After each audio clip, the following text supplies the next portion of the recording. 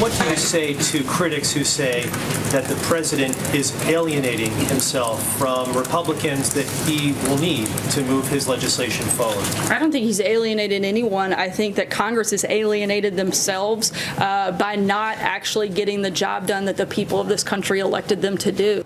Let me tax cut to the chase. You can chase those tax cuts goodbye. I know Wall Street doesn't see it.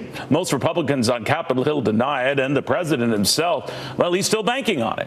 But what if I told you it is the president himself who risks torpedoing it? Yeah, Mr. Art of the Deal is killing the deal. I'm talking about your deal, Mr. President. I'm actually talking to you, Mr. President. You've got this, and yet you are losing this.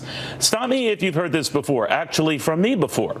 It's not that some of your ideas aren't sound. They are. It's that increasingly this erratic behavior is making me wonder whether you are. Now, I know you say that Senator Corker started all of this bad-mouthing you, but last time I checked, you are the president of the United States, so tweeting out these tacky insults, well, it just seems beneath you. And I think it is going to cost you. You're running out of friends faster than you are running out of time.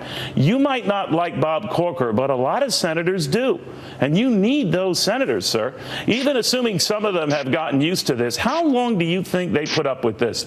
Loyalty works both ways, Mr. President, and whether you think you're justified or not punching down ain't exactly helping you punch through. Now, I'm sure ripping the establishment rates with your base, but that doesn't make your tone and conduct, to me at least, any less based. Not only does it demean a United States senator, I think it demeans you. I know some admire a president who speaks his mind, but some of your tweets alone are making the people you need run for cover. Maybe you're frustrated by the process.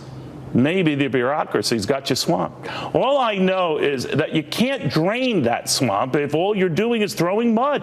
You clearly don't like it when it's done to you. Who would? What makes you think that people you target hate it any less when it's done to them? By all means, rip them in private, but do they deserve?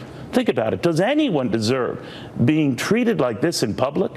Military leaders whose wisdom you question as they serve their commander-in-chief without reservation. Cabinet members who sing your praises on cue as you bash them with abandon. How can you engender loyalty when each and all become social media piñatas? Frankly, I wonder what keeps them standing.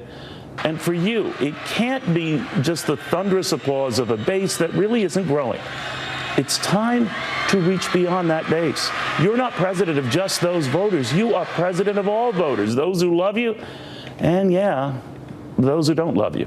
I know what you're thinking, and what your supporters will no doubt soon be bashing, emailing, texting that I'm clueless, that I'm a globalist, that I'm a loser, sad. I've heard everything from fat doofus, which really hurts my feelings, to knucklehead never Trumper. Whatever. Just hear me out on this. You're not getting this, and you keep this up, you are losing this. I am not talking about just these tax cuts. I'm talking about just being a human being.